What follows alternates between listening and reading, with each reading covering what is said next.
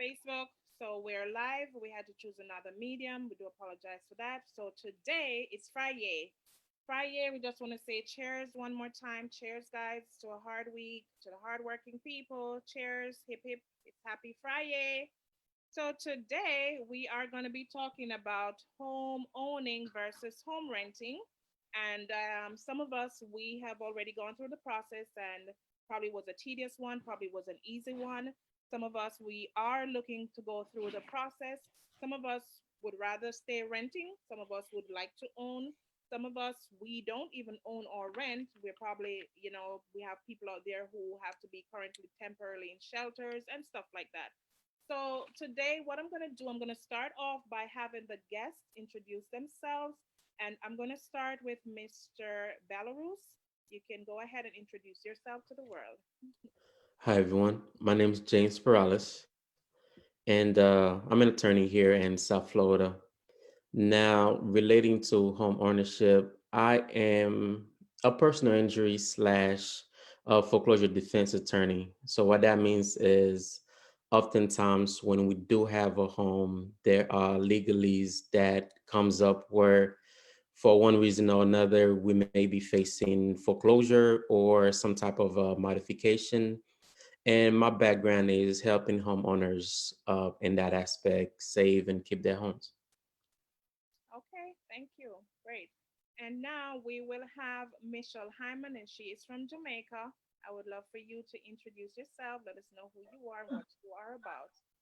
Okay. Hi, everyone. I'm Michelle Hyman. I'm a trained paralegal and a realtor, sales, rental, leases, and property management. I've been doing real estate from 2003, and I've been working with an attorney from 1997. Um, my areas of expertise are conveyancing and um, basically, I want to just, you know, inform everyone about what's happening currently in the market here in Jamaica. That's it essentially. Okay, awesome, especially during this pandemic. I'm sure a lot of people would like to know if now is the time to buy if they had the intention. And we will go over to Miss Arlene Price. You can go ahead, introduce yourself. Hi, my name is Arlene.Pryce. I'm here in Illinois. I've been in the mortgage industry for over 22 years as a loan officer. So my job is to assist buyers and the realtors and educate them on the home buying process, talk to them and educate them on the credit and also the income and the full aspects of home ownership. So looking forward to answering whatever questions you guys may have, and I'm excited to be of service to you. Thank you. Okay, thank you so much, Arlene. And now we will go over to Mr. Derek. I would love for you to please introduce yourself, let everyone know who you are and what you are about. Hey everybody, I'm Derek, and I'm a realtor. Clea and I actually worked together not too long ago, and so we're very familiar with our work ethic, and we always got along since we met so many years ago. I'm a realtor. I do light credit advising, and I specialize in investments as far as rental properties or fix and flips. The firm I'm with, Gotham Properties here in Brooklyn, is a primarily investment firm. And everything from buying to selling, marketing, everything dealing with the real estate, even redesigning. I mean, I love to have an in on all those parts of it. So I'm here to answer any questions regarding the experience. I love the title of this, From Homeless to Home Ownership. I think that was genius. And hopefully all of us here can transition as well, if not already, from homeless to homeowners. So I'm here to answer any questions. I know what it is like to be being homeless, so I got a little story later on. And now, last but not least, I would like for Avril Mason to introduce herself. Let us know who you are. You are on mute. You could unmute your phone.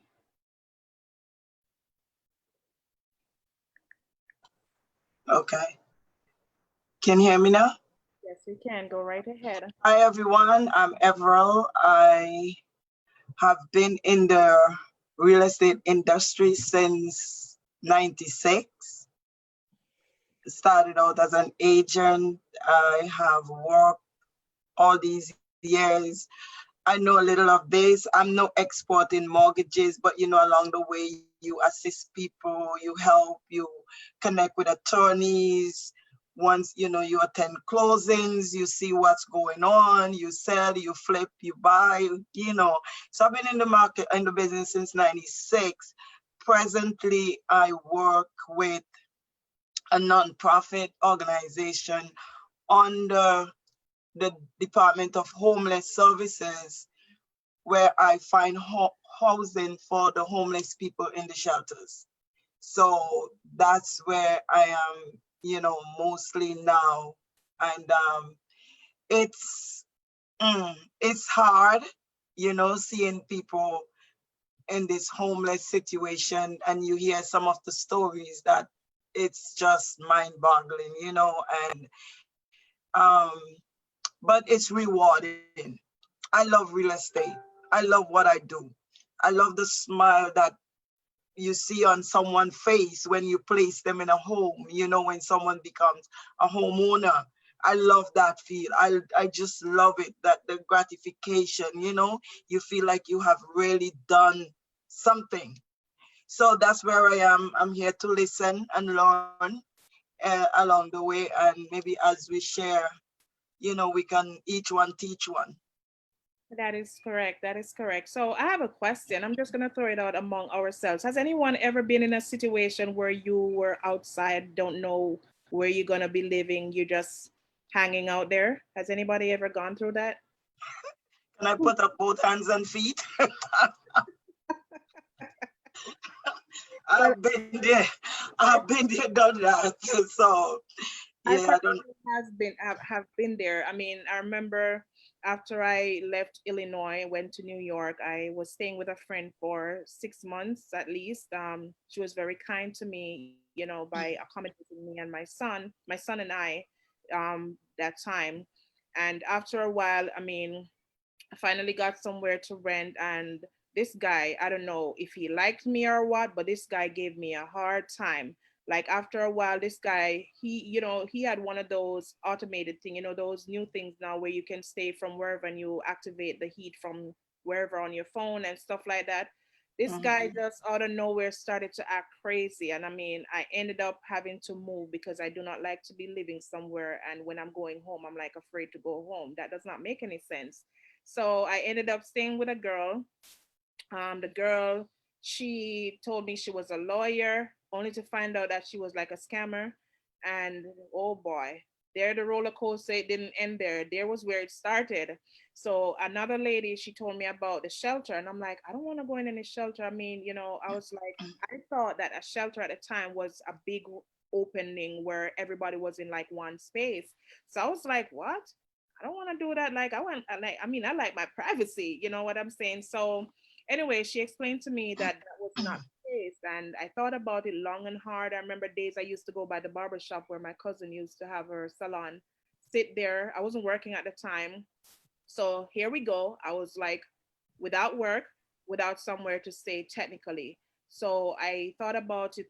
And then, one night, actually, I packed a small suitcase from what I had, um, with the stuff that I had staying at the girl, and my son and I at the time, we left, we went to Bronx, we went to one of the places that did the processing, and we were there like all night. They placed us in a hotel until they finally placed us in one of the shelters. So I mean, a lot of people may be looking and thinking that is a shameful thing, but to me, that was like a lifesaver. That was like heaven sent, because we were in the shelter for a good little while, like at least over a year, where I was able to put myself back, put my feet back on ground, to stand up Mhm. and get somewhere where, felt, better than a shelter. Not to say that anything is wrong with a shelter, but I don't think that I would want to be there just living in a shelter, because you see so many things inside a shelter. And I'm sure, Sister Everett, she can attest to that. So, like I Mhm. said, I have been there. I have been bummed. Okay. But here I Mhm. am today. Thank goodness, thank the Lord that I'm not in a shelter anymore. But I'm grateful for that opportunity, You understand? It's not the worst case scenario in life. It is a Mhm. good step. Okay. So with that being said, I have some questions that I would really like to throw out there just as if until if we have any from our viewers. And for example, I'm sure a lot of people would want to know like what's the biggest fear coming from a renter to a homeowner. Okay. I mean, how important is credit in the purchase of a home? And we're talking about America here. What's the starting process that goes in general across the globe? When is a good time to buy? That goes without saying. How do I know that I'm ready? Because how does one know that they're really ready? And what's the most important thing to consider when buying a home? So these are some of the questions I'm sure, people would be contemplating and wondering how do they go about this, that fear. I'm sure fear would be the number one factor. So with that being said, going to start off with Mr. Belarus, if you could expound on that for me. I mean, any of those questions, give us insights, please. Sure.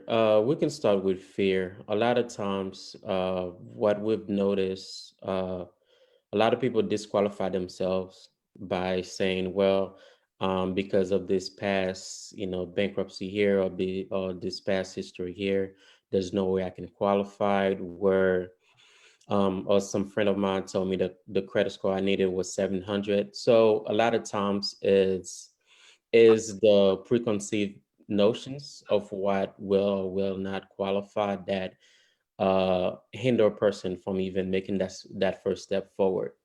Now, not to say that part of what they believe may be in fact true, but until you actually go in front of a bank, with a banker and get some type of a pre-approval and pre-qualification, and understand even at that time, even if you don't qualified, what that gives you is an actual step-by-step process. Okay, this is what I'm lacking.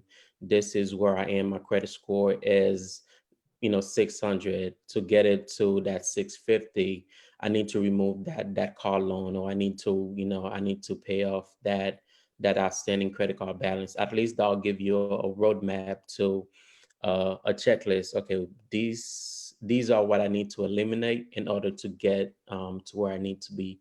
Of course, there's other aspects such as a working history. Sometimes it's 2 years. However, what you learn is there's a big difference between the main banks, such as the American, on the Wells Fargo's, and your local hometown banks, which, especially if you have some type of an ongoing relationship, such as you have an account, you've said hi to that person, they actually don't have to go by the step-by-step federal guidelines with the big banks. They can actually sit with you and say, okay, this is what we need to get to that first step.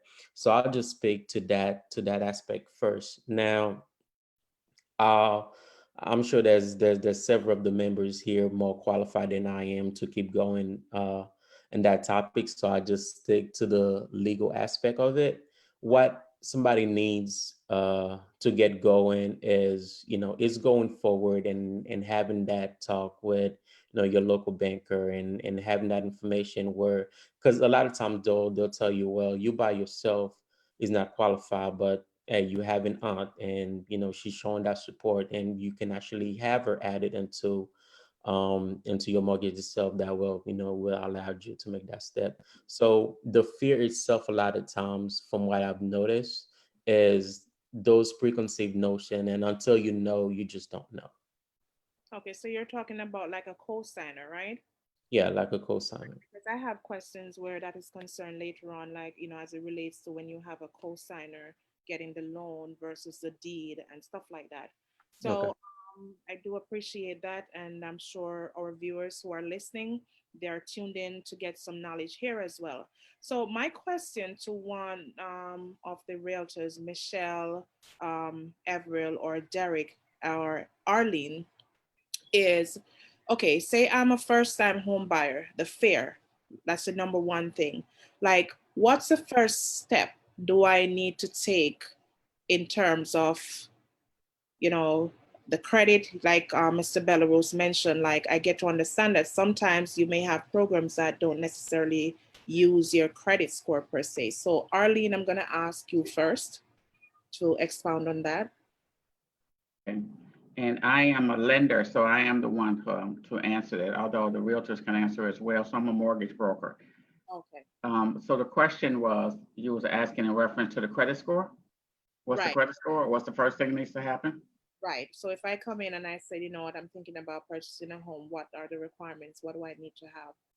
So the first thing we need to do is have a conversation to find out, what your current situation is. Are you in the lease?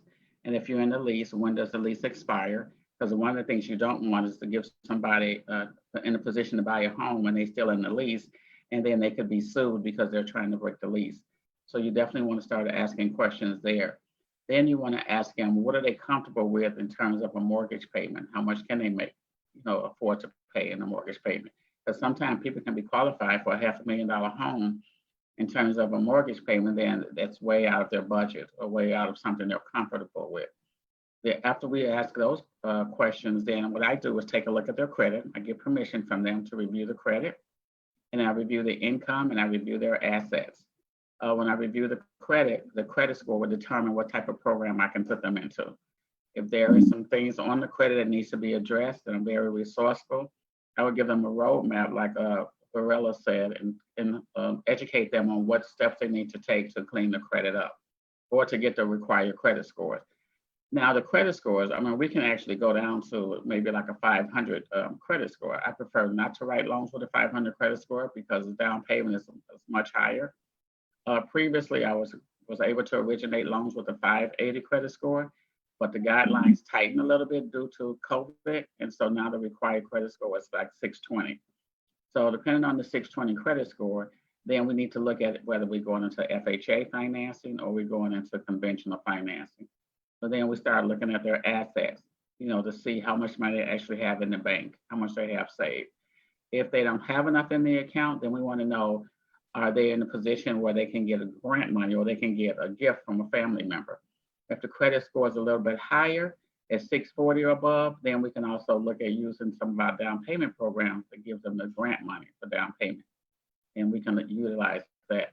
The other thing, and the most important thing, is their income, to make certain that they've been on their job for 2 years, and we can also verify that they will continue to work, and that if they got overtime, they will continue to get overtime. Due to the COVID, some people have been, laid off or furloughed or whatever you want to, however you want to address it. But in some cases, if we can get a letter from the employer that said they'll be back to work in a certain length of time, then we're able to go ahead and originate that loan as well. If someone just got out of college or school, we can also use their certificate or their degree to show that they've been in school for that training and they just started working in a certain field. They don't necessarily have to be working for 2 years. They could just recently graduate from school. So all those things come into play. So it's definitely case by case. So you definitely have to sit down and build a rapport with the client. With me, I take about 2 hours with each client, and I just go through everything with them. Their whole background. I look at different scenarios. If they got some credit issues, I tell them what they need to do. If they need a co-borrower, I'll tell them how much income they need. We look at the debt to income ratios. We look at the whole scheme of things. So this is all I do. I don't have any other type of job. I just do this almost 9 hours a day now because we're really busy. The interest rates is all-time low. A lot of refinancing, a lot of first-time home buyers program. And I also go out to different realtors' offices and I do seminars educating the realtors as well as the buyers on the different programs and products. Wow, you sound so I can't, knowledgeable would be an understatement. How long did you say you've been doing this again, Arlene? 22 years, and I'm always reading guidelines every day. 22 years. You are on top of it because you're just rolling it off like you're just rolling it off. I love her. See, she is my stepbrother's mom, and I know her very well. Awesome. Yeah. Because and I've done her dad's mortgage and everybody in their family mortgages. So yeah. So you're a homeowner, right, Angela? Yes, I am. Right. So later on we'll ask you a few questions. But you did mention some real things real quick, Arlene. You mentioned about school. That sounds interesting to me. Like you're saying if someone is not working for 2 years and they were in school for 2 years, how does that work? Like, So if they just recently graduated from college, and as long as I have a copy of their degree or diploma or whatever, I can utilize that to show that they were being educated. So they wasn't working for 2 years. They just recently graduated from college. So they can have an offer letter, a letter that's saying that they're going to start working August 1st, and this is the amount of money they're going to be earning, and I use that income. So they don't necessarily have to be working for 2 years because they weren't able to. They were in college.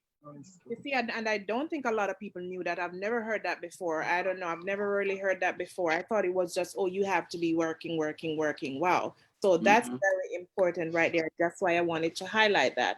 Now, like you said, you go around and you educate the realtors. I'm pretty sure a lot of them didn't know. So now, with that being said, I'm gonna go over to Derek, and I'm gonna ask you, Derek, like since you've heard what Arlene just said, like what is it that?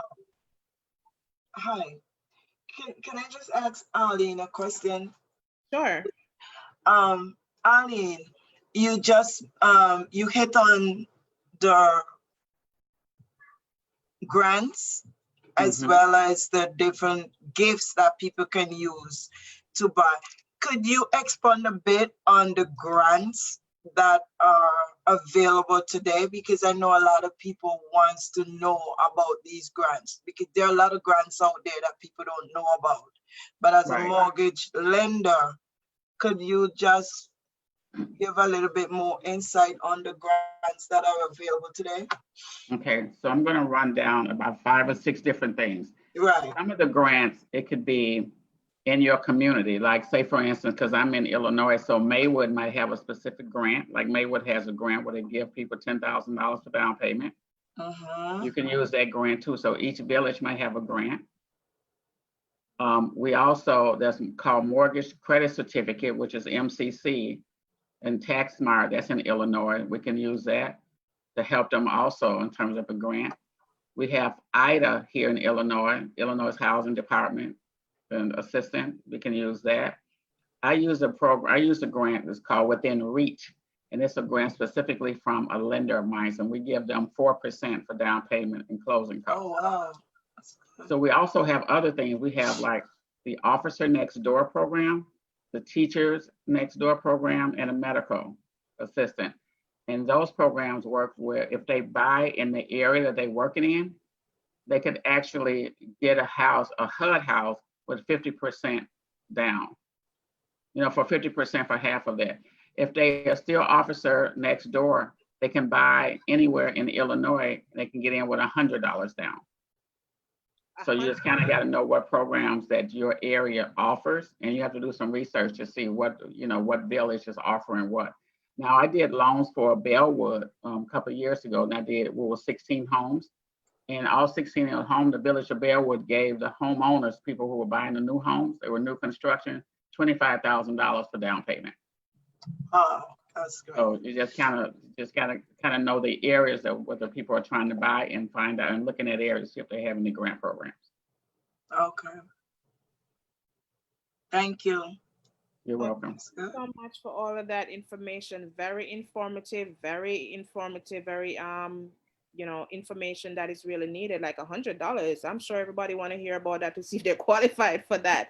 So with that being said, Derek, like what are some of the challenges that you face or you hear your clients come to you with, trying to find a home? Because I'm sure you would help them also to find a home. And could you piggyback on what Arlene said, if there's anything that needs to be said, please? Absolutely, glad to. And Arlene, I loved your information. You touched on a lot of healthy information that I wasn't aware of, as far as how they got around the 2-year deal with COVID and coming from school. That's new info. I love new info. So so Cleo, your question had to do with what are the issues that people face when they're looking to find their home? Yeah, you hear on a daily basis. Yes, some of the things that you experience with your clients. Okay, so I guess there's 2 sides that question could be answered. First is everybody preference is to live in a neighborhood that is safe, a neighborhood upcoming, and something big, pull in the back. If you can get all the bells and whistles, ideally everybody wants that. And what Arlene touched on that also Morales touched on, which I really appreciated, was a roadmap. So what you want and the roadmap to get you there. I can't hear you. You saying something? Okay, so the roadmap and to get you there. I feel like the most common thing is that people want houses that they can't afford. And it's just natural. They don't know what it takes to get what they're looking for. And I'm glad someone like Arlene seems to take that extra step to educate them on that process instead of just giving them a pre-approval and telling them to find their way. I feel like the place I like to start in terms of this roadmap, I mean, anyone give you a roadmap, the most important thing that roadmap is going to service you is not only showing you where things are, but your first step is to find out where you are in that roadmap, Right. so you can see where you need to go. And for that, I usually start with another point. I think Arlene, from her years of service in this, is she touched on it, is what are you comfortable with monthly? You know, most mortgages are going to be 30 or 15 year, and that's a responsibility you're going to have to carry. So in terms of fares, the most common fare is they probably don't want to get into a conversation with someone like Morales regarding foreclosure prevention. They want to know how they can get into the home that they want and keep it for as long as they desire. So in my experience, the biggest issue is people understanding after you do your 3.5 down, which is FHA, let's say, there's closing costs. There's a different set of expenses that comes along with that closing. It's not just the 3.5 you need to put down. So I think the overall education to take a person from renting to buying, there's a lot of education in between there. And once I know what you're comfortable with monthly, that number actually dictates what areas you can move into and what areas you're currently priced out at. Or if we need to increase your pre-approval, then we at least know where you are and what we need to do to get you over to the neighborhood you want to be in. Okay, so with that being said, thank you so much, Derek. I have a question now. You did touch on something about education. So, question, and I'm being the advocate here for some of our viewers. Are there Sure. classes that, prospect clients can attend to get educated on purchasing a home? So in terms of classes, I think Arlene seems like she may want to chime in with us on that as well. I'd love to hear. As far as classes go, I have been that class for everyone who has a pre-approval, people who aren't pre-approved. I try to start with that education because even for myself, prior to getting into real estate as an agent, I didn't understand all the different aspects to take you from shopping for a home to actually opening the keys to opening the door to your first place. Oh, okay. So in terms of education, there's a lot of things on YouTube, yes, but typically it's going to be an agent, or if you have a great loan officer like Arlene, it's going to take us educating you for you to actually get that information. Okay, so Arlene, do you have anything to say about that question? Is there any classes that prospect clients can attend, especially if they're doing like a family purchase, husband and wife, or single, Yes, there are classes. There are a number of classes, and like Derek was saying, I can educate you myself and sit down with them both. Or when we do the grant programs, you are required to do this online class, and most of them are free. So they have to click on that link, and they actually spend about an hour, hour and a half to complete that online class. So they will know, the lender knows that they really understand exactly what's happening, and then they get a certificate afterwards, and they provide this certificate to me to give to the lender so they can get that grant money. So they get educated two ways with me And then along with that free link is a HUD class.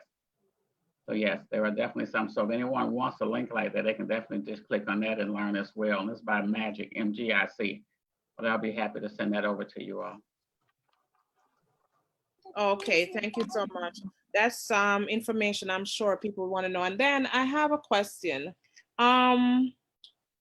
Michelle, this one is for you. In Jamaica, I'm sure you're listening to the process here in the United States. So the fact that you're a paralegal as well as a realtor, can you shed some light as to the process in Jamaica? And also, let's say someone who is here in the United States who would like to purchase property or home back home, what would we need to do? Okay, the process here is different. We don't have a credit score, but we do have a credit report. Persons are required to submit a credit report, but that's not the responsibility of the realtor per se. If they are going through a mortgage company, say for instance, NHT or Victoria Mutual or Jamaica National, they go through a pre-qualifying process. When they come to the realtor, they come with their letter to say that they are pre-approved for a certain amount of money. Once they provide that letter to the realtor, then we can start the process of trying to find the right property. Here we have like statutory duties. So along with your deposit, you are required to pay half of the statutory duties, which is stamp duty and registration fee. The seller alone will pay the transfer tax. And you'll have to pay your own attorney's fees for transfer and half of the agreement for sale costs. So it's much different here than in the States. And you're required to have a tax registration number, a TRN, once you're doing business with the government of Jamaica. Also, you have to complete a POCA form because of the Money Laundering Act. Anybody who's purchasing property in Jamaica by cash, yes, there's a form that you have to complete. And that's called, what's that form again, please? POCA form. POCA? Form. Yes. POCA? POCA. Okay. It has been a deterrent to some purchasers because they have to give out their personal information, their banking information. And I've found in my experience that it has been a deterrent to a lot of the purchasing because I don't want to say persons are not using clean money then, but some persons just definitely don't want their personal information out there. So those are some of the requirements. That is the norm here since the Money Laundering Act has been passed. Most of the pre-qualification is really done by the mortgage companies, unless the person is coming with cash and they still have to declare the source of their funds. And they have to say through their attorney, whether this money is legitimate money. And that's it pretty much in a nutshell. You're hearing me? Yes, thank you so much for that information. I mean, we'll come back to you as we go along. I have a question for Michelle. Okay. What part of Jamaica are you, Michelle? I'm in Manchester. Okay, Manchester. Because I was there in September, and I'm looking to purchase a property, my friend and myself, for an Airbnb, but it's in Ocho Rios. So I did get my TRN number, Yes. but I haven't been able to locate the right person to get financing. But I do understand that what someone said to me, because I was going to be on the mortgage, I was going to do it with the credit and just have her on title. So my understanding is, and you correct me, is that both of us cannot be on the title unless both of us use our credit. Is that correct? There was one instance where this lady was using her husband's credit, but she didn't disclose that to us. She was kind of doing it behind the scenes, and then she would just give us the proceeds.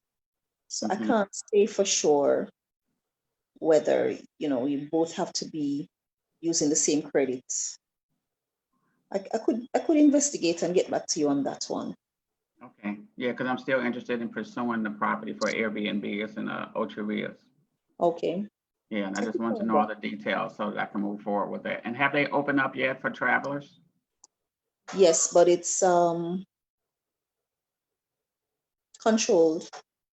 So you have to go on the website, COVID website, and you apply.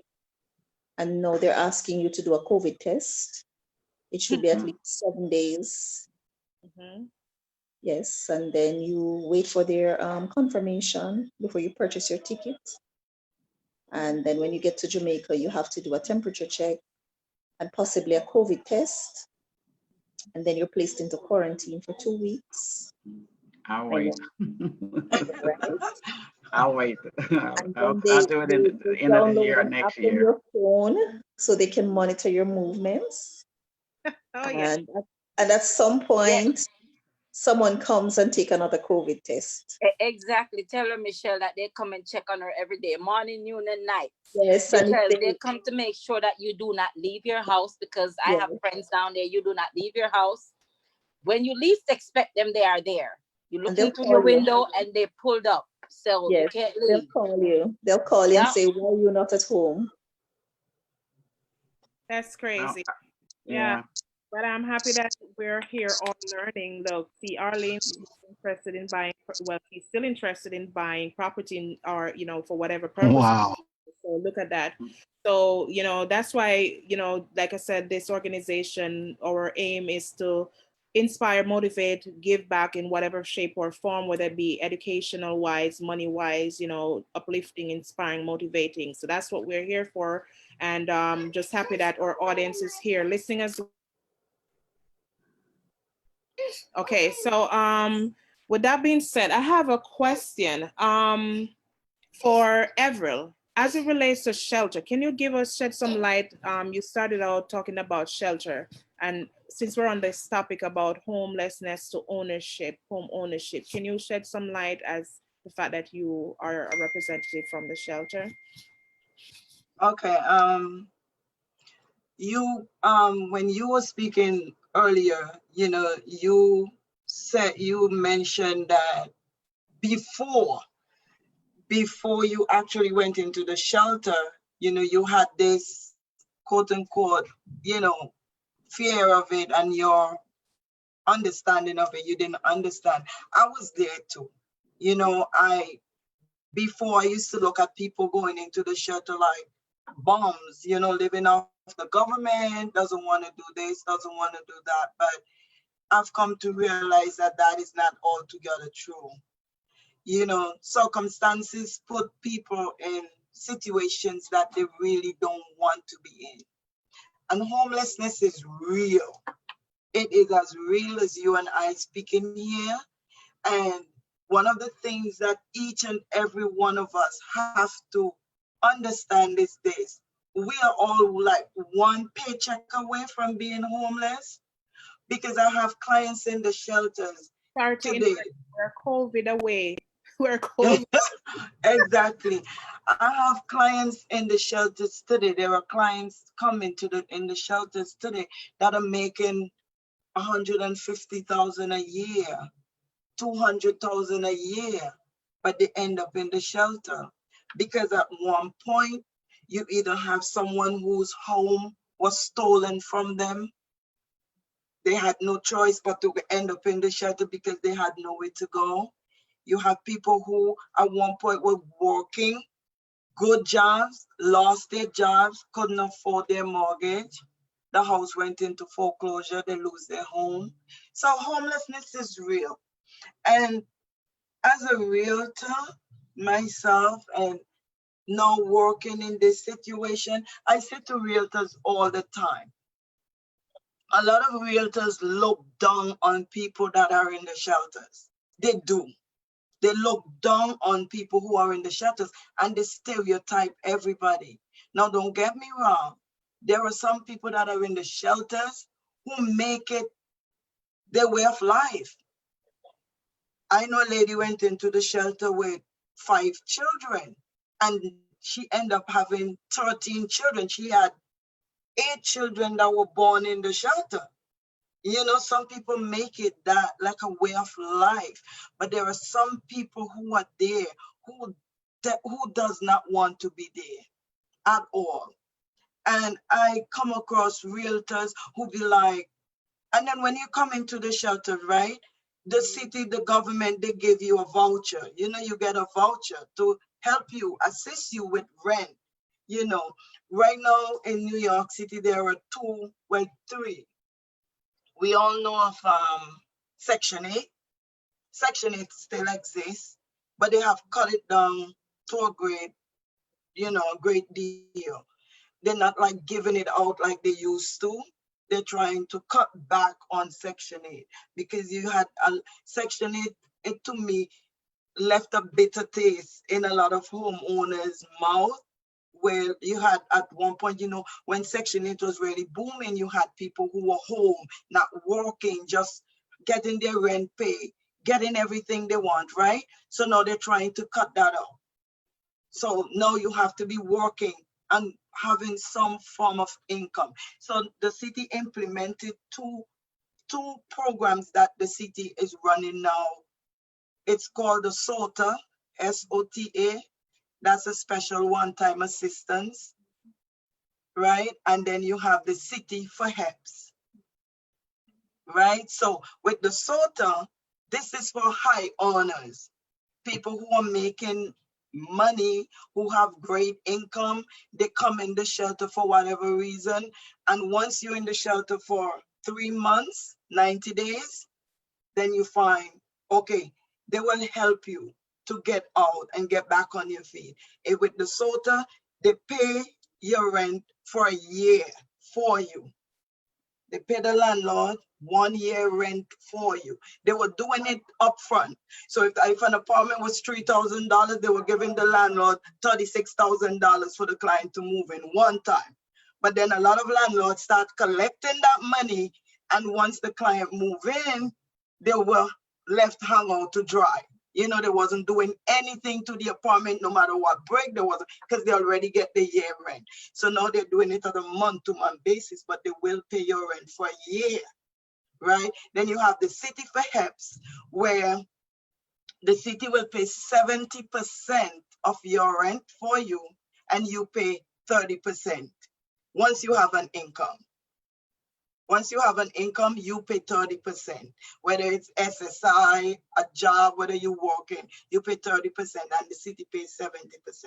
And this is to get a rental home, right? Yes, for you to get a rental, and just to help you get back on your feet. Now, the thing is also, if you come into the shelter, and let's say you want to go to school, or if you come in and you're not working, there are so many, the resources are there. You can get help with anything. And you just gotta find it. This is something that I did not know before.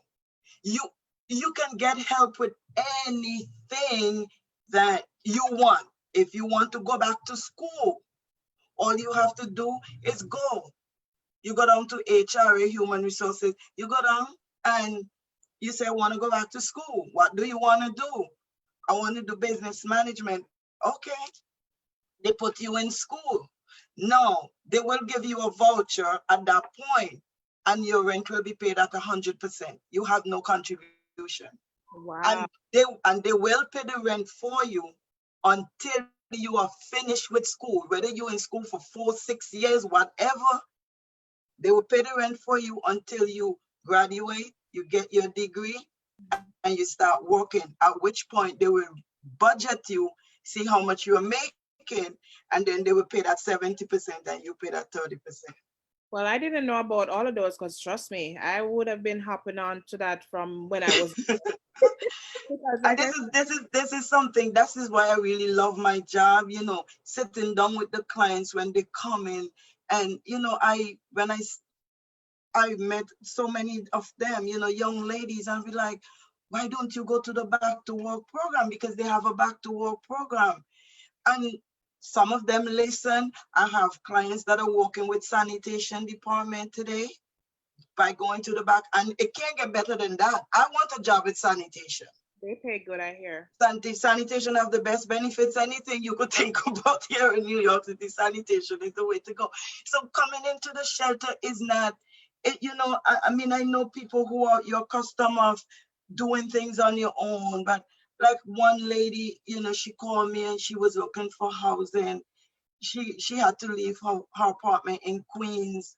The apartment got flooded out, which she went about it wrong, but knowledge. She didn't know at the time because the landlord could not have just put her out like that. But she left, and then she and her daughter was on the train, and I said to her, no. I said, go in the shelter. She was like, no, I don't want to go in the shelter. I'm not accustomed to that kind of life. No, no. I said, listen to me. Go. She said, where do I go? And I tell her where to go. I point her in the direction. And she went and she called me back and she was crying. She was thanking me. She didn't understand that when you go and you get an apartment of your own, they're in an apartment and they're working. And now she got the SOTA where the rent will be paid for a year. And now they're in the process of exiting the shelter. Awesome. You understand? There's a family that I housed in 2018, late 2018. That husband and wife with their 3 children moved into an apartment here in Canarsie for $2,300 a month. They used the SOTA and they got out. Today, I just hooked him up with a mortgage banker. For the year that his rent was paid, they saved $40,000. Wow. Awesome. They Wow. fixed their credit. Both of them, their credits are in the 700s. And they just bought a brand new vehicle. Now, this is what people are supposed to do when they're handed these opportunities. And these are the things that make me so proud and so happy when people, if it's there, get it. But when you get it, make something of it. Make something of it. Sometimes you have to go into the shelter. Sometimes situation put you there. You don't want to, but you end up there. Don't waste it. Go back to school. I have a young lady, she's working as a pharmacist technician, but she's in school studying to be a pharmacist, and her education is being paid for. So that's some of the, with the shelter from my end. But I really don't like the way that I see. Just today, I had to say to a realtor, I told her, I said, if this client doesn't get this apartment, I'm telling you the truth. I'm going to report you to DHS. They're going to put a block on that apartment. The landlord will never be able to rent that apartment, and you might end up losing your license. I don't like to see people discriminate against someone. And one of the things that DHS is strongly against is that if a person has a voucher, they don't want landlords making side deal with them and taking extra money from them. They want them to understand this is someone who's in the shelter, who have fallen on hard times and are trying to get back on their feet. Yeah. I was there. I could talk about that. I know. That's why I was just saying that we may have to have a part 2 to this. But I have a lot of questions, but I'm not going to throw them out to you tonight. Like I said, we may have to do a part 2. But Mr. Belarus, question for you. Now you specialize in foreclosures, right? I wanted you to talk about the flip side of foreclosure. Like if someone already has a home, it goes into foreclosure, and then the person is out on the outside who's looking to buy the foreclosure home. Could you shed some light on that, please? Well, with foreclosure defense, now there's it's really two different world. If you're trying to buy bank-owned properties, or if you're actually facing foreclosure yourself and would like to get out. Now, how those two worlds may collide sometimes is you may be facing a foreclosure. Let's say the bank, filed the notice, but at that point, the process haven't been completed through court yet. So you at that pre-foreclosure state. Now, an individual may reach out to you and said, well, this property looks like, it's on pre-foreclosure. If your intent is, you walking away, but you don't want your credit to be destroyed, or you don't want, to go through that whole legal battle with the court. There may be a chance there where you may actually be able to work out a pre-foreclosure with the proper verdict for it is a short sale. So that's the aspect where short sales comes into play. Where what that means is all three parties need to be involved. The buyer will make that purchase offer to you, which you would relate to the bank, and the bank will then take a look at it and they'll evaluate how long it'll take for them to foreclose on that property. And if they do, what is the current because of maintenance, because of possible fixtures, how much they can actually get back on the property, because most likely it's not gonna be for what is owed on it, because even after the bank retrieve it from you, they still have to place it on they still have to place it with the court on a bid. And if there's not a bid high enough for the price, then they'll retain that property and able to sell it then. Now they may want to avoid all of that by allowing that third person to purchase that property. That's how a lot of people buys properties, through short sales. And the benefit there for everybody is the previous owner or the current owner who's losing the property. If everything goes through, they get to walk away and without facing that 7 years foreclosure in the credit history that might prevent them from purchasing a property in the near future.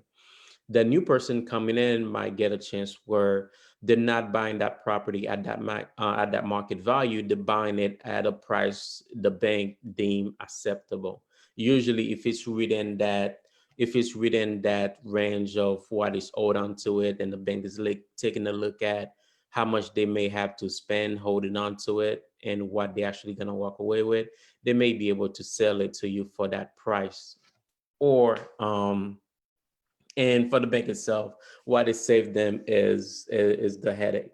So going back into the initial question itself, with somebody who is the intent is to buy the pre-foreclosed property, is the three options you have is through the pre-foreclosure stage where you talk to both the homeowner, and they'll make that request on your behalf to the bank and see if the bank will um, accept the offer. Or a lot of times, when there's a summary judgment from the court, that property goes into the bid, which the court themselves will usually have in the books. You can either do it online through companies such as foreclosure.com, or you can actually go to the court step itself.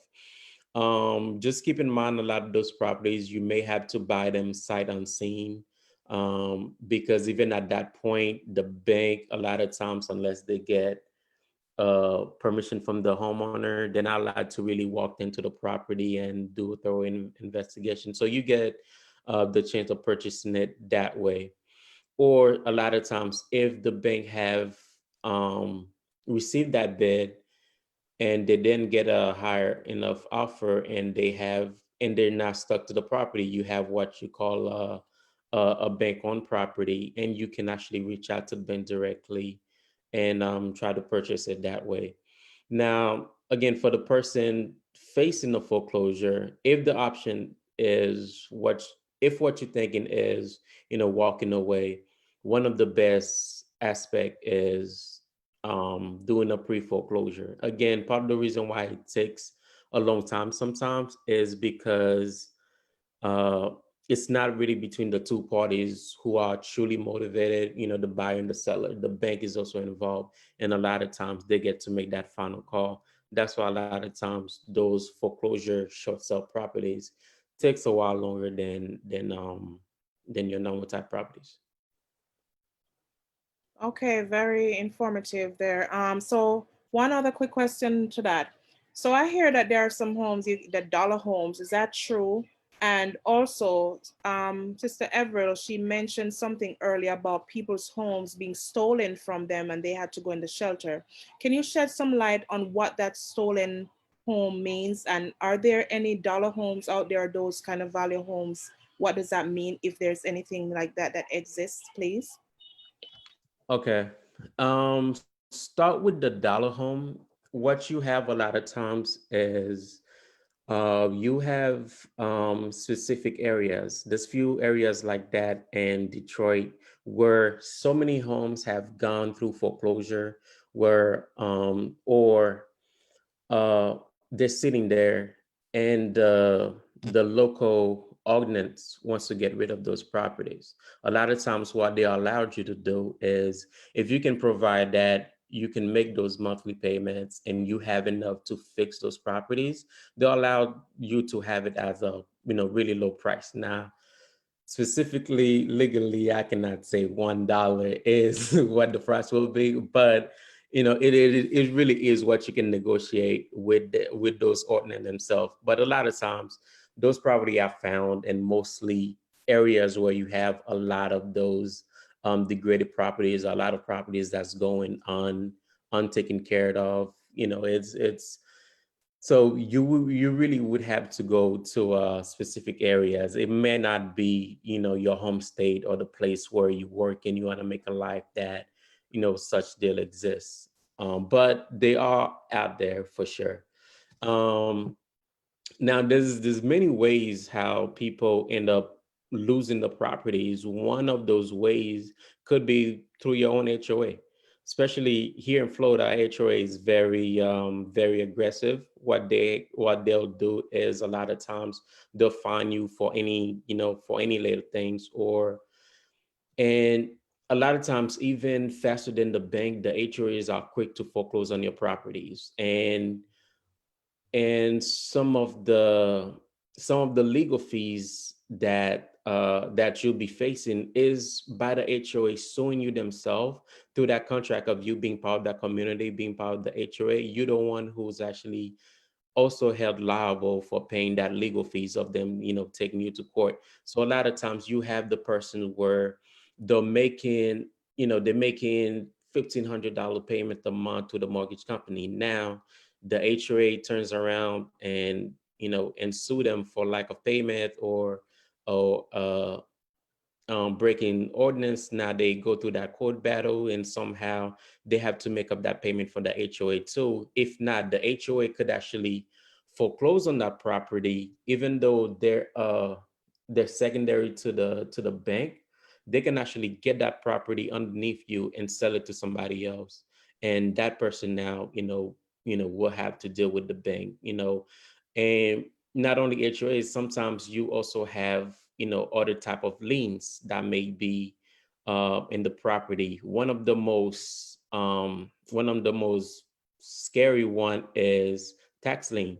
If you haven't paid your taxes for 2 years, the local government, the local ordinance can sell that tax lien to investors, and they can buy it, for basically for 10 cents on the dollar. And after 2 years, they can go in and foreclose the property and take that property from you. So there's really there's a list of ways you can actually lose your properties, not going into a divorce, or those are also major, and losing your job.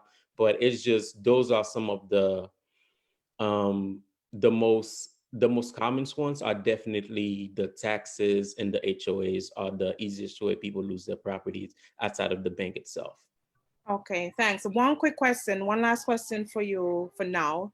Mhm. I've heard the stories before where people who are purchasing homes, they lose it too because the previous owner, I'm not sure if you did mention it in this explanation, where the previous owner, they didn't pay up all the money that they had. So it's great to also research the title on the property. Did you touch on that? I didn't touch on the title itself. Now, a lot of times it's really up to you to do your own title search and to get a company to actually give you a certification of title. That's not a Uh, work. I'm sorry. That's not a lawyer's. That doesn't fall under lawyer's jurisdiction to help the client, research all of that before they get into that bind. What you have a lot of times is each parties have their own duty of um, uh, I'm being forgetful a little bit. No, but no, you do have your own duty to do your own research to make sure that the property you're buying is properly titled. Now, you wouldn't want to buy a property without first uh,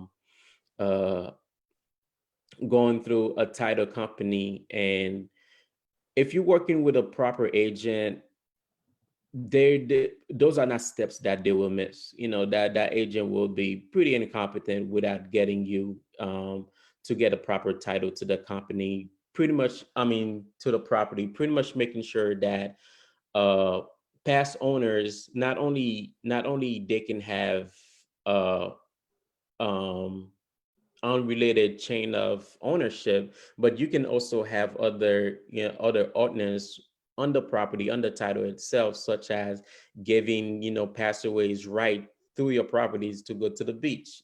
Those are some of the things that you need to be aware of, and you do have your own duty to do your own research once you have the property. Now, there are duties too on the part of the buyer. On the part of the seller, such as telling you if the property have any outstanding damage or termites or things like that. However, if you do purchase that property, your legal course would be going back to that person, suing them directly for a breach of contract. And what you might end up with, if that person itself may have been on a breach, may have done everything you said, but they might not have much to their names. You might not have much recourse outside of losing that home. So it's really up to you to also do your own homework. Wow. Thank you, Mr. James Belarus, Esquire. Thank you so much for that information. And you said it's foreclosure.com. That's the website, right? Foreclosure.com. That is one site where you could purchase foreclosed properties. Yes, but that's just that's just the first one that came to mind. Okay, I appreciate that. At least we still have one resource right here. Thank you so much. So I'm going to turn over to Michelle in Jamaica. Question. I know that a lot of people, in Jamaica, we're very unruly sometimes where they may want to build on own land, right? Now, can you give us some insights, information on if someone wants to build on own land, what's the procedure? And I know that there are government agencies there that they can go to get loans as well, like NHT. I'm not sure if you could give us some, not in depth, but some sort of information. If you can, let us know what's the process as it relates to that, please. You have to unmute, Michelle, sorry.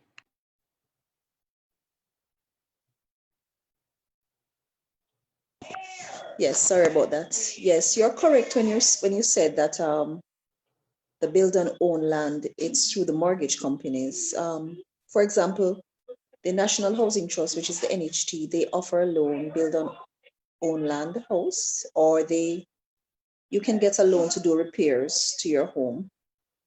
The application is made to the NHT, and they're the ones who pre-approve you or approve you for this loan to do this build on own land. The title will go to them and they register their mortgage on the property after they approve your loan and they have granted you these funds. They'll register their interest on the title, and at different points they'll make disbursements.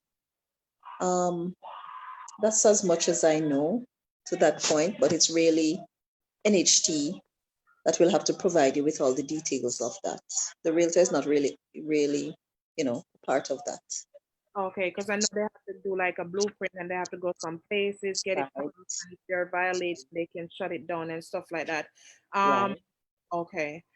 With that being said, Talisa, I'm gonna throw that at you. You were mentioning something about someone who was building near you and they came to shut it down. Can you give some light on that, please? No, it wasn't really like that. It was like, so I don't really know for sure, but I think that when you're about to build your house, the land conveyor like tells you where to start and where to stop.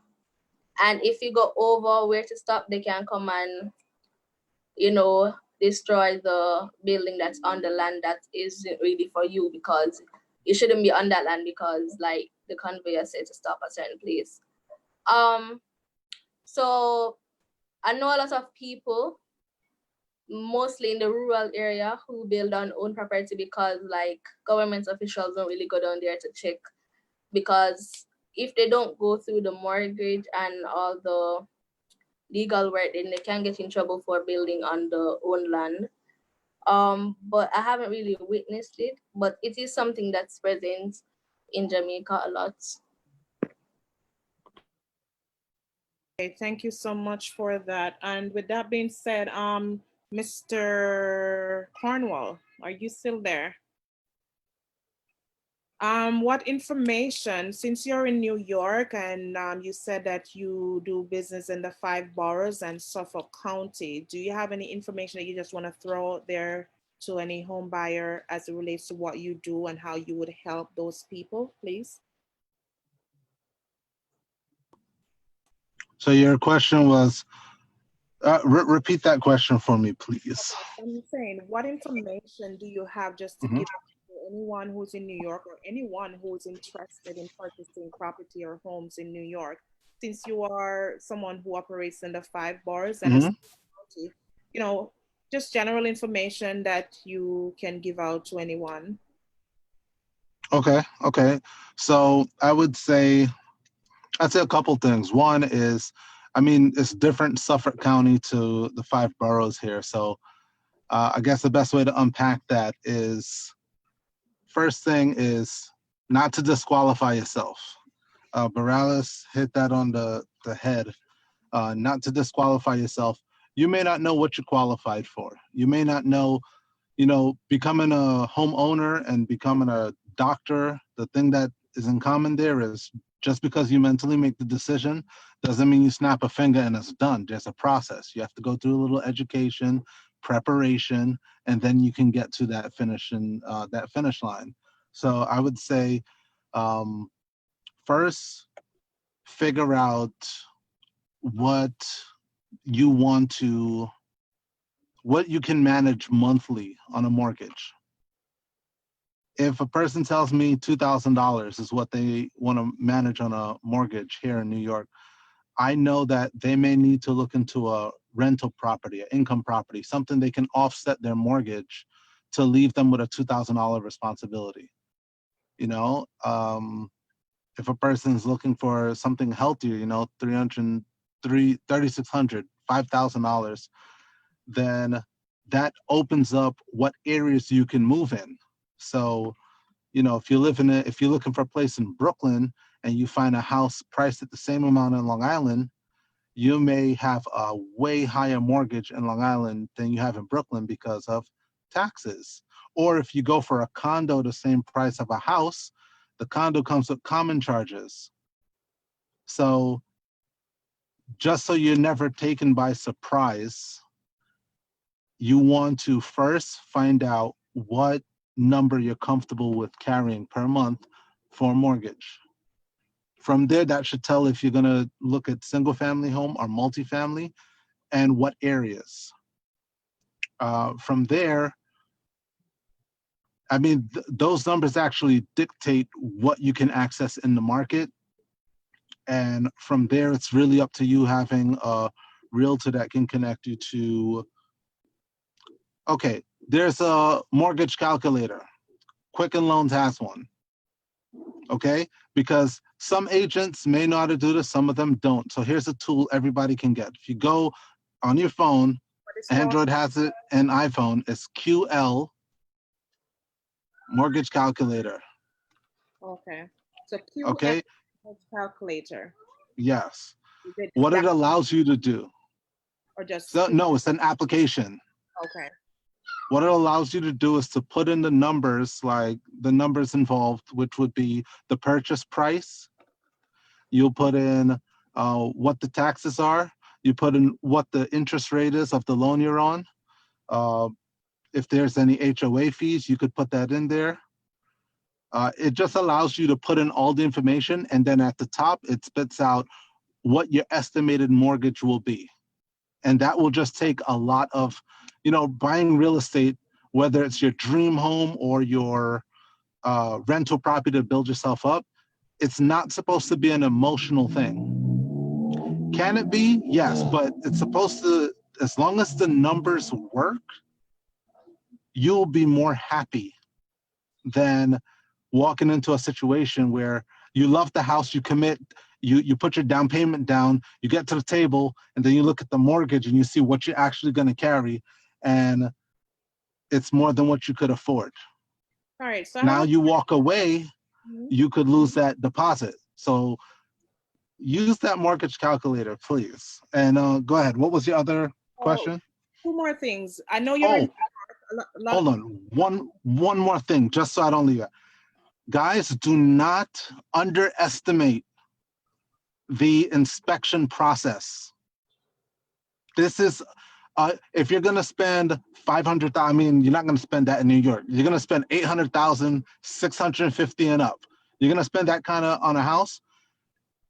Consider 1% max. Consider 1% to invest in a thorough inspection so you know what you're walking into. That's right. They cost more money. You may have the basic, but That's the basic, right. a guy may go in and look and check a couple things off. And then when you get into that house, what if it's termites? What if there's a pool in the back of that house?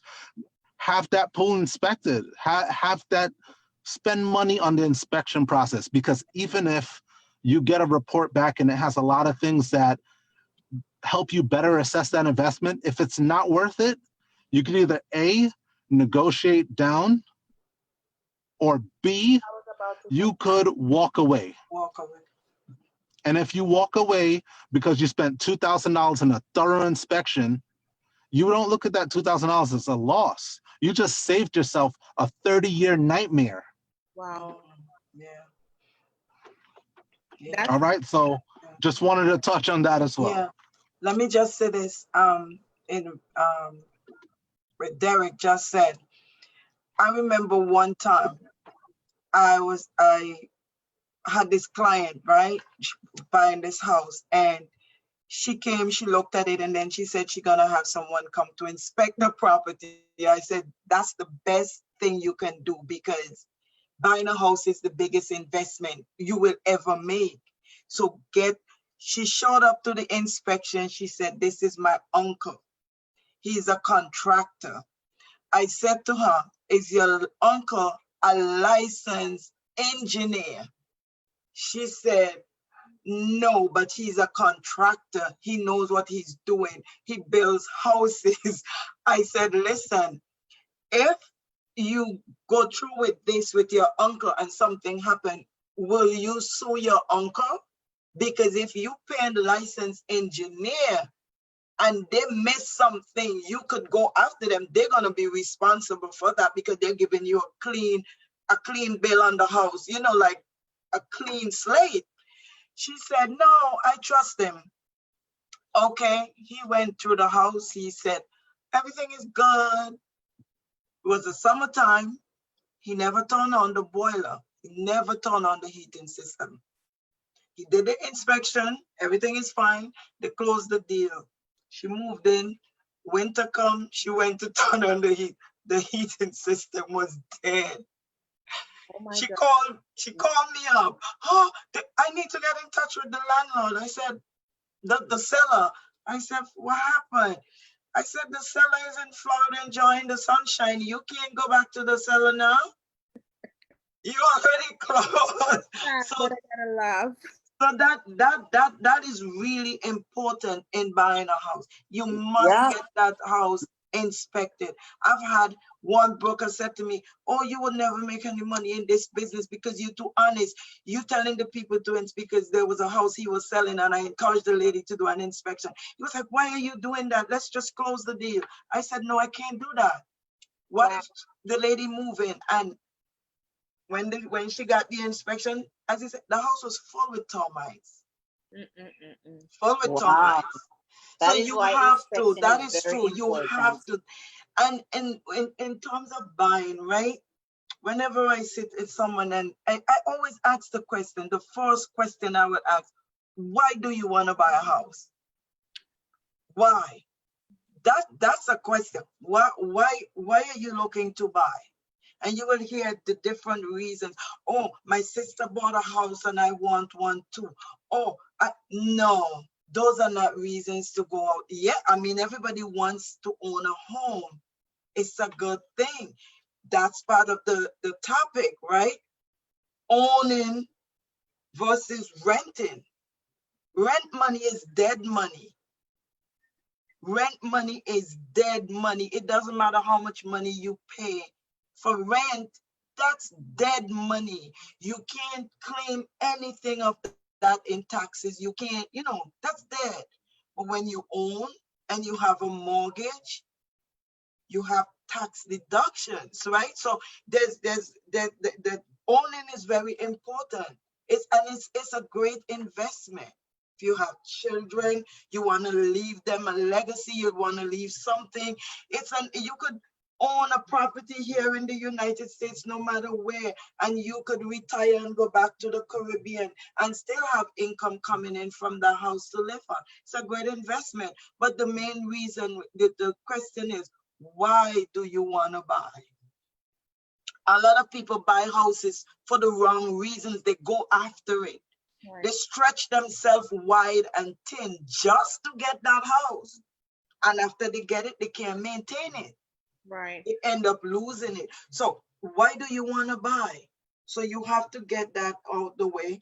I want to own a home because it's a great investment. And then, as the other experts say, you have to get yourself checked out thoroughly. Your credit. How much do you owe in debt? How much debt do you have? Your income, can you do this?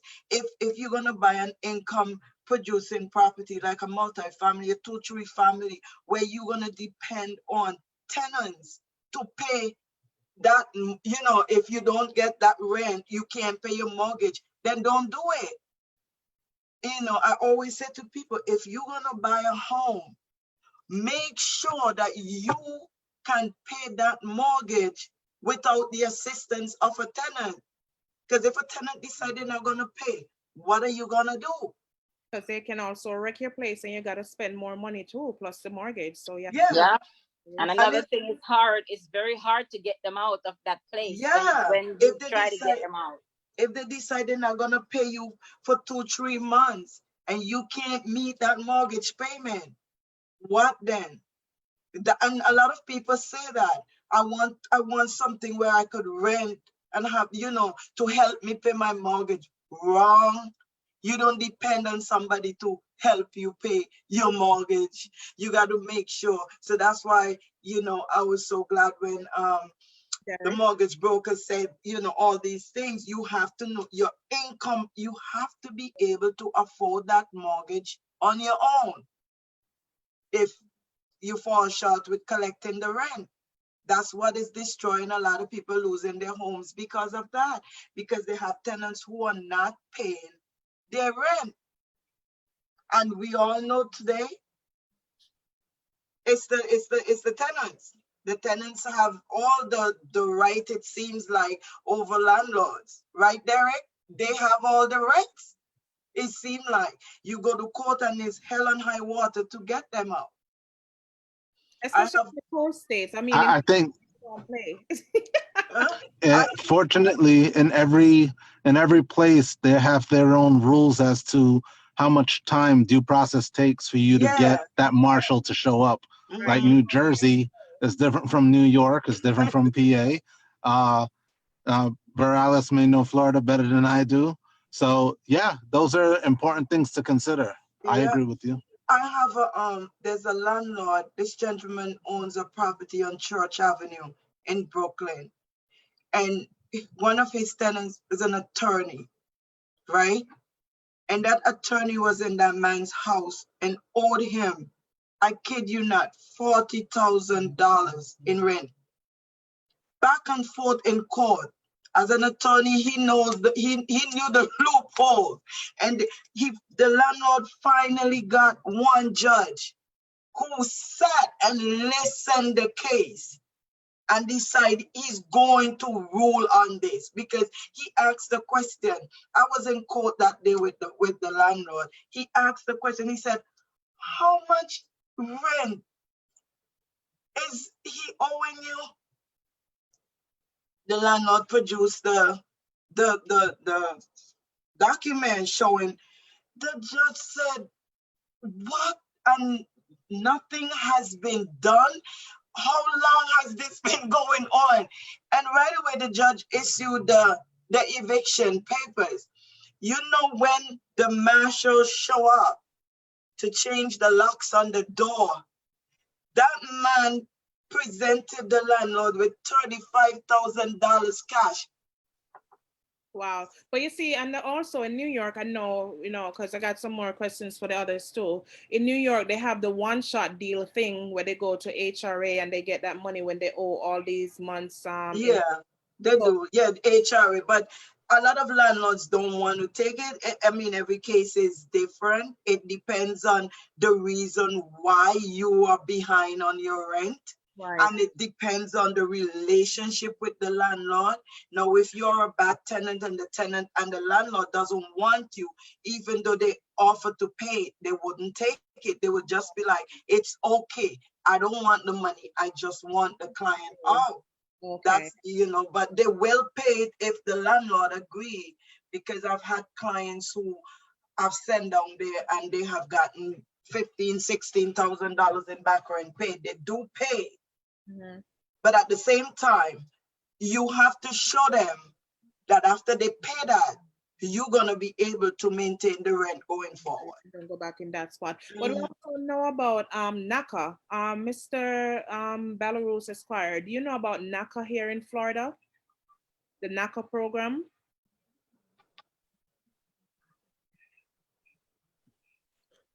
Not specifically for renters. No, it's a home buying program. It's better than the the banks, really. When I was in New York, I had the opportunity of becoming a member with them. It's NACA.com. So for those who are listening, NACA, it's a program that they help you. They don't use credit scores, but they do look at your payment history, like for the past 2 years at least. Okay, so you can go online, become a member. I know here in Florida where I live, the closest one is in Tampa, and that's why I haven't, I wasn't able to follow up with them since I moved to Florida. But NACA is a very great program. What they also do, that I know, because like I said, I've been to the meetings before, after they help you to get that home, their mortgage rate is like, wow, 2%. And you can bargain that down and buy it out to as low. 2% is already low, okay? And they don't look at credit scores, but they do look at credit history. It can be a long, tedious process, which can throw you off, because some people complain about, oh, they mislaid their documents, etc., etc. But if you just hang in there and ride the tide with them, it's a very great program. At the end, also what they do, they follow up. So their program, you don't hear about it like that. It's word of mouth. So it's people who are in it. We spread the word, or if you get a home, they give you something to put on your lawn to advertise. So you won't hear about it on the news or, stuff like that. It's not like that. They've been around since I think 1986, if I remember, that's what they said. And they will also help you after they help you get that first home. They follow up with you, find out, are you paying your mortgage on time? They will also help you to pay up to 3 months mortgage after they help you to get that mortgage for that low percentage. No bank can compete with NACA once you are approved, you're eligible and approved. So I just want to throw that out there as well. That's great information. Yeah. I had a question. Now, I don't know if you would know this, Mr. Belarus or Arlene. I'm not sure if she's still there. When you're purchasing a home and you're trying to do a co-sign to get, let's say, your credit score for the bank mortgages where they use credit score for sure. Let's say your credit score is not up to par, and you can get a co-signer. Now, is it possible for someone, like say a husband and a wife is purchasing a home, that let's say if one of the parties they're not able to get the loan with the other party and they have to get somebody else, can their name be on the deed? Now, when it comes to the policy itself, what you would need for that person to qualify as a cosign, if Arlene is still available, I'll let her double on that as well. You can, in fact, have somebody in the, because the mortgage and the deed are really two separate things. The mortgage itself is your promise to the bank to pay. It is basically a one-on-one contract to the bank to pay a certain amount of money. And the deed is actually used as the collateral. If that money is not paid on time, then the bank have the rights to, via that deed, take back that property. So the deed is the collateral, the house or the deed, that's the collateral you use for the mortgage, which is a contract between you and the bank. So you can have it where you have a party who's on the mortgage with you, basically who wants to go in with you, making that promise. Well, if that person is unable to make those payment, you can also help me liable as well. And the deed to the property may just be under your name. Now, a lot of banks, it really depends on the person. If the person's name is under the deed, the bank would like it to be under the mortgage as well, because if it's under the deed, it may cause a problem where the bank wants to collect that property. However, if they get the property back and if there's an outstanding balance, now the bank cannot go after that person because the person was never in the mortgage. Um, so you can have it, both ways where the person is on the deed and not on the mortgage. When that happens, the banks are not too happy because they cannot go after that person who's not on the mortgage. Or you can have the person on the mortgage and not on the deed if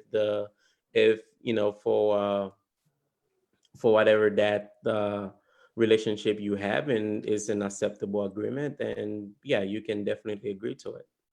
Right. So in other words, you can be on the deed, but not necessarily on the On the mortgage. mortgage. Yeah.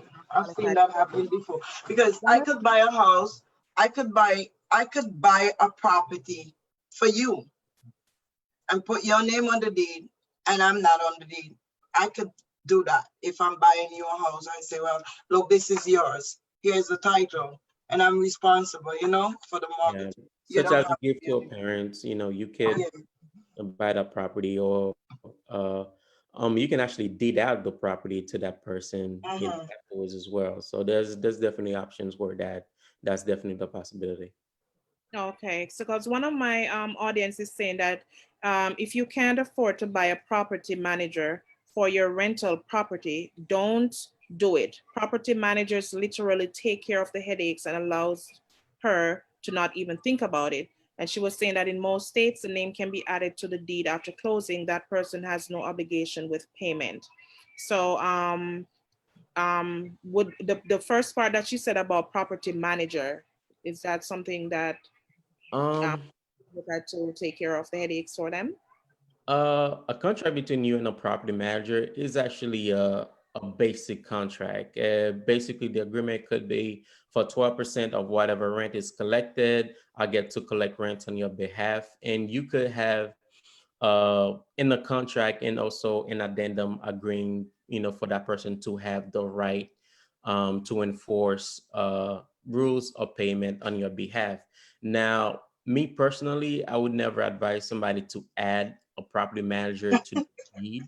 That's Yeah. basically signing, your property away to that property manager, giving them a right to challenge you less than just a subcontractor now as a person who has rights to the property as well as you do. Yeah. So I would never suggest somebody to actually add a property manager to the No, deed. I think what she was saying, she said if you can't afford to pay a property manager for your rental property, don't do it. Property managers literally take care of the headaches and allows her to not even think about it. So I'm not really sure. Okay. Yeah. But that's But a preference. That's yeah, a that's a preference, really, if you want to hire a property manager. If you don't want to deal with the tenants, she said the headache of running and, if you hire somebody to manage a property, to go to court, to serve papers, collect the rent, make sure the garbage is put out, you could do that. That's a preference, really. mhm. Yeah, For you example, simply have I like to to handle my own business, really. simply have to write out a contract and Yeah, write down and you could also do uh a specific power of attorney allowing that person only right to collect the property and enforce your rights on your behalf. Though that would only give them rights to collect rent and do any not foreclosure proceeding, any eviction. eviction proceeding on your behalf. Yeah. oh, so now I want to throw this out there. I don't know if it's for the realtors like Derek. Like how do you help the clients to bargain? Because like the same audience who just mentioned online in commenting, she recently purchased a home, and like she was saying, sometimes disappointments are good because at first I think the closure was at a certain percentage down, and then they were able to bring it down further. Now who would help the client to bargain, to after all the inspection is done, everything is done, to bargain the price or the percentage down? Who would help the client?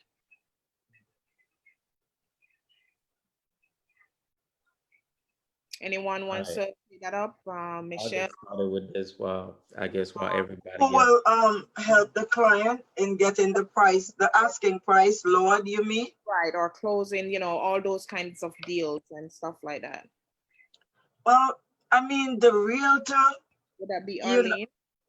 no, the mortgage company really doesn't work because the realtor is the one who is working with the buyer and the seller where the price is concerned on the property. So let's say someone comes to me to buy a house and the asking price is 500,000, right? I mean, you can't just offer 500,000 off the bat. You got to start someplace. So you have you make an offer on that property, and then that's where the negotiation comes in. You go back and forth because I always say, okay, they'll be like, a lot of times they ask me, how much should I offer? I said, okay, start them off at 430, 425, and let's see if where we can meet. That's how you do it. Now with the mortgage end, the mortgage brokers, they set their points and whatever goes on the mortgage end. The realtor now have no control over that, over the mortgage end of it. But when it comes to the negotiating of the price of the house, the realtor plays a very important part right there. You could really go to, you could fight, you could go to battle right there for your client to make sure they get the best deal possible. That's the realtor job. Yeah. I wanted I to would add like to what to I would like everyone. to chime in. Oh, Hold on. sorry. Let me have Sorry. Michelle first. Yes, Derek. Michelle. Yes, I wanted to add to what Everett is saying. It's really the realtors, who assist the clients. You tell them, oh, you need to make the best offer. You only have one chance, so you're going to make the best offer. And it depends on who the realtor is acting for, whether the realtor is the vendor's agent or the realtor is acting for the purchaser. So if it's a vendor's agent, then the realtor is going to look out for the best interest of the vendor, and at all times it's going to try and get the best price for the vendor. Also, if she's a purchaser's or he's a purchaser's agent, then he's going to try and get the best or the lowest purchase price for the purchaser. But I always say, you know, you have one chance, try to make the best offer, and you want to find out what the bottom price is. And so, you know, you kind of just guide them that way. And you want to, so because you know what the vendor is looking for, you kind of just tell the clients, you know, listen, this is the bottom price. You're going to make an offer as close to that as possible. Okay, great, great. And I mean, I guess that's the same, that's a universal process because like, you know, just to let the audience know that you are in Jamaica. And Michelle, what I want you to do is to give out your information if you would so choose, so that if anyone who is listening and wants to purchase any property in Jamaica, they will know where to find you. Okay, I'm on Facebook, Michelle Hyman and Associates Realty. So they can go on and like my page. What's the page again, Michelle? Can you say that? Michelle Hyman and Associates Realty. And it's on Okay. Facebook. Yes, they can go and like the page. Okay. Do you have an office like in Jamaica where you at? Like where they could Not at the moment, no. Okay. Okay. Derek, you had something to say earlier? Yes, I did want to chime in and kind of just add to and take something in a slightly different direction regarding putting in that offer. I think a common misconception is that when you put in an offer that you have to go below what the asking is. And the thing is when you have a sweet deal, if the comps tell that you have a sweet deal, you don't want to lowball it because you may have somebody else who's offering full or even offering more because they know that value, immediately wipe you off the table. So I think it's important to look at the comps, and this is where it comes down to the agent. You know, oftentimes if an agent picks up a listing and you know, this is what the owner wants for it, you know, he's just looking at his commission. He's not looking at what the actual worth of the product of the property is. So is he even ready to negotiate? I think one key portion as realtors in the negotiation process starts right after they accept that offer. If I come in and I see a property is valued at, I'll use that 500,000. If I see based on the comps that this is valued at 500,000, or maybe it's valued at 540, and maybe the seller just wants to get out, and they don't really know that maybe the agent didn't do the research to correctly price his property. That may be a deal where you want to come in asking full. But if there are problems, like let's say there's termites and there's other things that's going to pop up in the inspection report, the seller's agent job is to get the most money for that house as possible.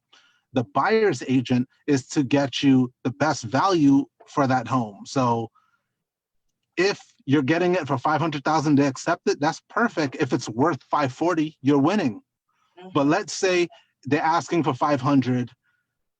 Right when they accept that offer, if you come in asking full because your client really loves it, at that point it's good to, you know, request that the buyer meet with the seller just to say hello.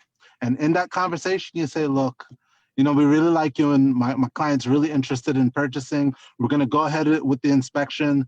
The inspector will be by in 48 hours.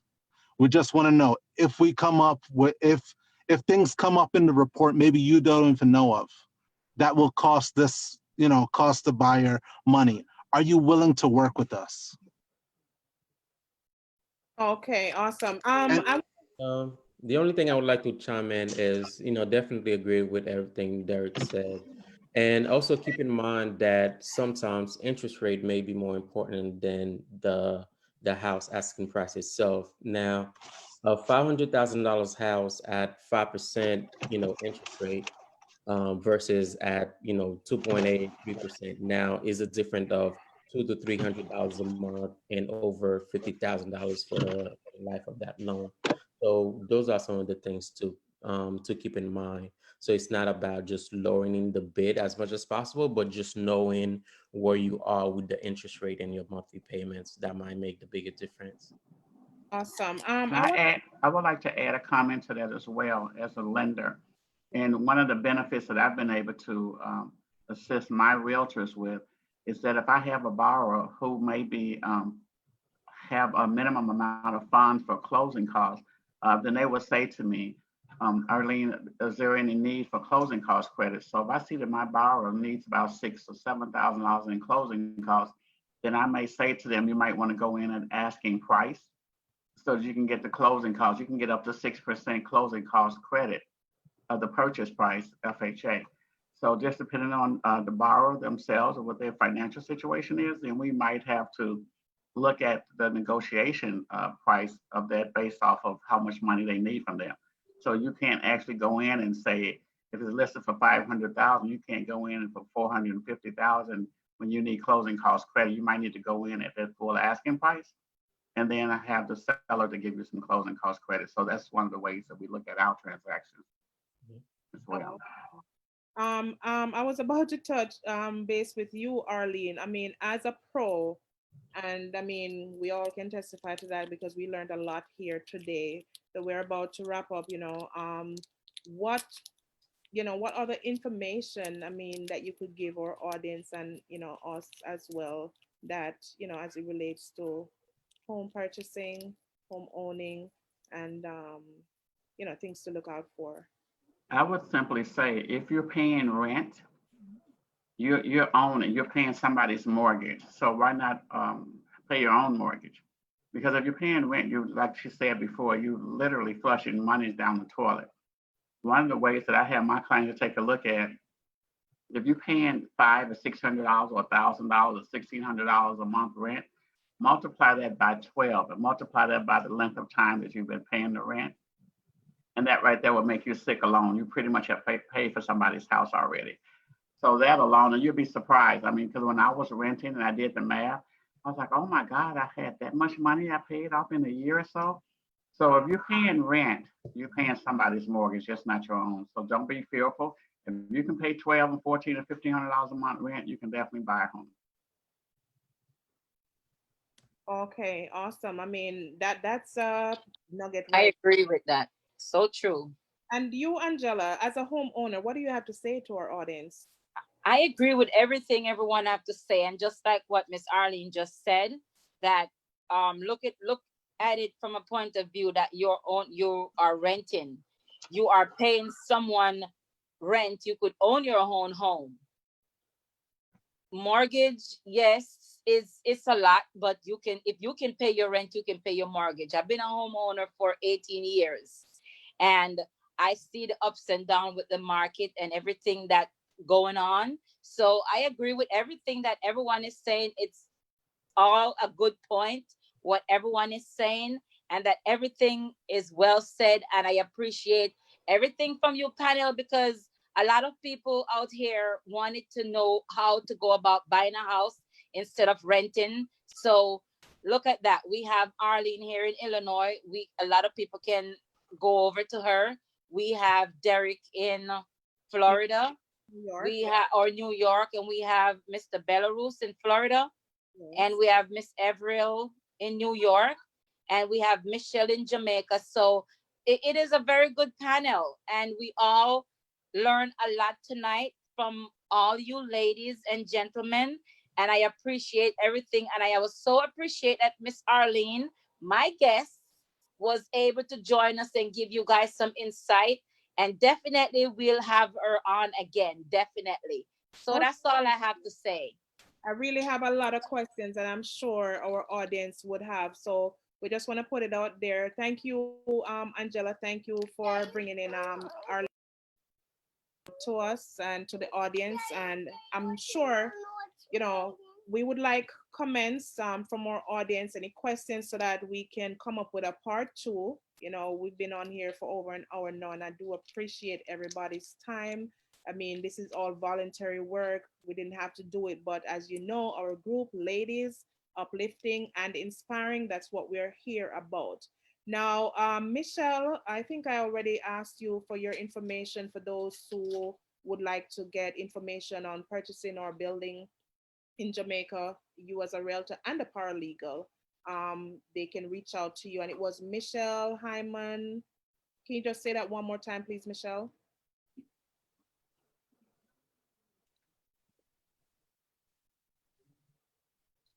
It's on Facebook. It's Michelle Hyman and Associates Realty.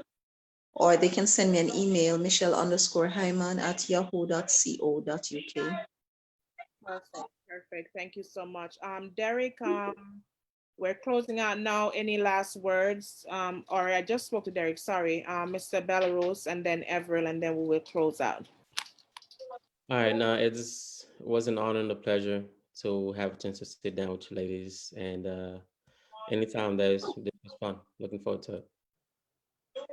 We appreciate you, Mr. Belarus. We appreciate you. So, tonight we had a full house, and I'm sure full information going out here, left, right, and center. I mean, I'm sorry that we have to, come to a halt. But we'll come back with part two, guys. And as you hear, they're willing to come back. Are you willing to come back to Arlene? Okay, I can't hear you. Yes. Yeah, I had short notice, but yes, I'll definitely be prepared next time. Okay, thank you. So you hear it, guys, a resounding yes from both parties. One, he's a lawyer, Mr. Belarus is an expert. Arlene, much of an expert. And both parties, Gabriel. And Derek, what about you? You want to put your information out there for those who in New York or those who want to purchase homes in New York or rent? You want to put your information out, and then Sister Everett. Wait a minute. Can someone mute their phone? There's a lot of background noise on. If you're not talking, can you mute your phone, please?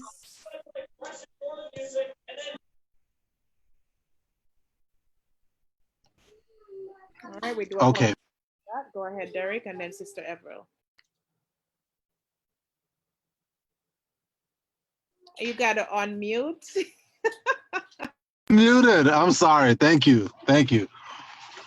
So it's been a pleasure being with you guys. Thank you so much for having me here, Cleo. And as far as how to reach me, several ways. I'm on Facebook, Derek Cornwall, exactly as it sounds, DEREK, Cornwall, CORNWALL. If you are an Instagrammer, my Instagram is live_ALIL, which is live a little, which is what we're trying to do. At least everybody wants to live a little, right? And if you want to email me, if you have questions, I love it. It keeps me sharp. You can actually have my username, my email as my name in this chat. It's DerekC.gotham.com. And you can reach me there. All right. Thank you for having me. Thank you so much, Derek. And Sister Everett. Yes, it was a pleasure being here. I learned a lot. I got a lot of insights, even being in the business for so long, I've learned a lot. And I will come back, because there's information to be had, to gain. It was a pleasure meeting everyone and listening, and looking forward to coming back. Like I said, I'm not like stationed in an office, with real estate anymore. Like, I mean, I still do it, but I'm not like, I really enjoy what I'm doing, which is helping. And Mr. Derek, I hope you can have some units for me to house some of my clients. I have 200 single ladies at the shelter that I manage to house. That's what we're talking about next. Next time, right? So I'm looking forward to some help. And that, really and truly, there are a lot of people in the shelters who are looking to buy. They're using the resources. They really do. And if you know anyone out there who is struggling or who's homeless, encourage them to come to the, go to PATH in the Bronx, the main processing center, where they have several processing centers now. They have PATH in the Bronx, right, on East 54th Street up there in the Bronx. That's for families, right? That's families. And then you have the Williams Avenue site. That's for single men. That's where the single men go to be processed. And then you have the Franklin Avenue site. So when we get that, I'll be able to give out the addresses. And I mean, they could do it. They could make it. Everyone fall into hard times. Like next time when I come back, I'll gladly share my testimony, where I was, how I fell, capsized, head over heels, bounce back here today. They could make it. The resources are there. Why not use it? Why not utilize it? That's what Resources we're are there. here There is about. the only thing is pride, and false pride will kill us if we allow it to. We should not be ashamed to if you need help, to say you need some help, right? And get it. So if you know anyone that need help getting in or getting, is anyone who owes back rent, who needs a public assistance case open, to get food stamps, to get whatever cash assistance, you could point them in my direction, and show them where to go to get the help, because it's there right now for people who are living in apartments and can't afford their rent because of this COVID. Right. The city is paying the landlords the rent for people who can't pay. But a lot of information, it will have to go through HRA. okay. It'll have to go through HRA. But next time, are we gonna continue next Friday? Oh, is everyone available to come back next Friday for us to have a part 2? Same 8:30. I'll have that. The city is paying and helping, because they have been asking landlords to work with tenants. They were even asked landlords to use, if they have security deposits. There are some landlords who have 2 months security for tenants. So they've been asking them use even one of the months security to help them along, so people could get them this. But the resources are there. They have money to pay the rent, but they just have to know where to go to get it. I wish that was in Florida for a lot of people who need that in Florida, because especially where I'm at, that is where I'm at. I have a lot of stuff like that here in Naples. Oh no, they are here. They are here right now. A lot of the departments are still closed, and the workers are working remotely from home. Right. Like the Social Security offices are still closed. They just recently reopened the HRA offices though. So people could go in now. Before, during those months, they had to do it online, but they can physically go into the HRA offices and go in and apply for assistance, Medicare, food stamps, cash assistance, whatever. They could go in and apply for it. Right. So that ties in with unemployment. That could be a part of the topic we could tie in with unemployment and homeless next week. If we can have everyone back, we will communicate off air. So with that being said, we just want to thank everyone. Friday, we thank you. I know we went way overboard today, but I'm sure this was very valuable, valid, information that you would have to normally pay for. Okay? So I appreciate everyone, Derek, Michelle, Angela, Arlene, Avril, and most of all, Mr. Belarus or Esquire here.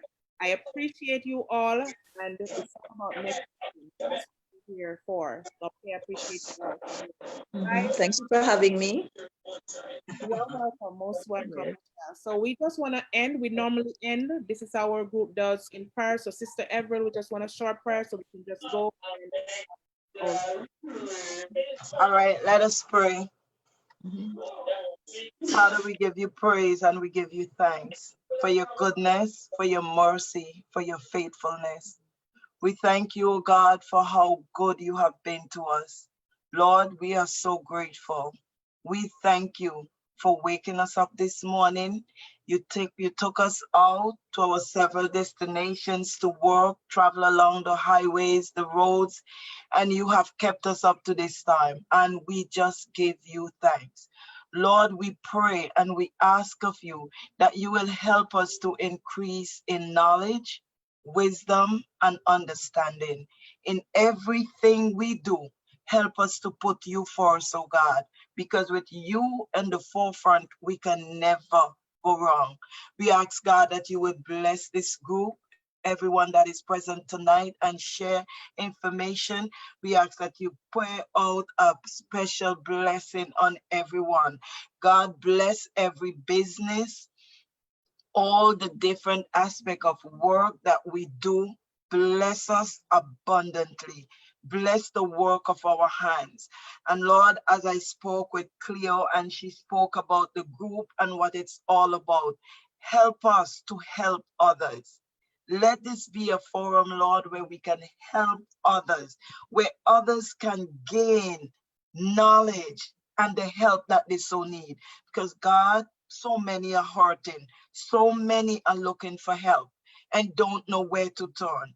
But we pray, God, that as this group go forward and we put our hands, our heads, our minds, our hearts together, that we can help them and point them in the right direction. But most of all, God, we ask that they see you in us. We ask your special blessing tonight on us.